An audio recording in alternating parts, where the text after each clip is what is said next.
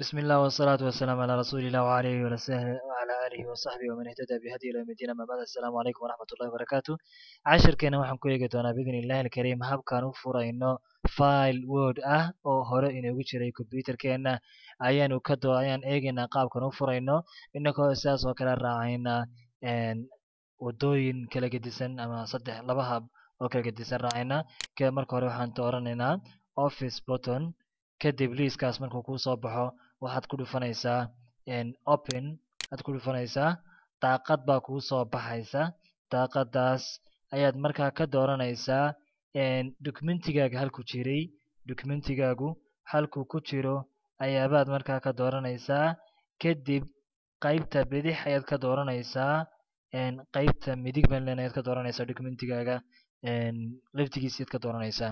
waxaad leedahay documentigaagu halkuu ku yaalaa, ma desktopkuu ku yaalaa, my computer buu ku yaalaa, my network place buu ku yaalaa, halkuu ku yaalaa. inaka waxaan leenahay wuxuu inoo yaalaa my document. kadib ka dooro ku allaala ku yahayba kaagii ama barnaamijkaagii ku yahay ka dooro. yaa saa'ili can kitaabillahi mujtahida kaa wayaan baan leenahay.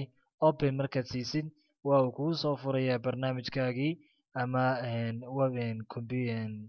filekaagii wordka ahaa ayaabuu kuu soo furayaa ee horey kuugu jiray computerka.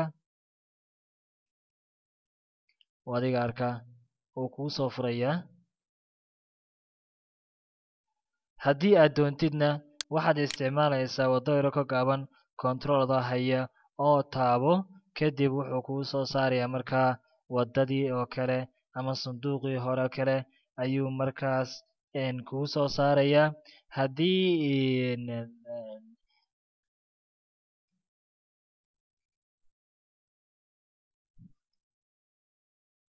saas oo kale ayuu kaaga soo saarayaa filekaagii aad doonaysay. halkaas ayaad haddana ka dooranaysaa. taasna adaan kuu daynaynaa. iskuul day mar labaad iyo mar saddexaad cashirka ku celceli, yaadna odhan way ugu adag yahay, ku celceli. wassalaamu calaykum waraxmatullaahi wabarakaatu.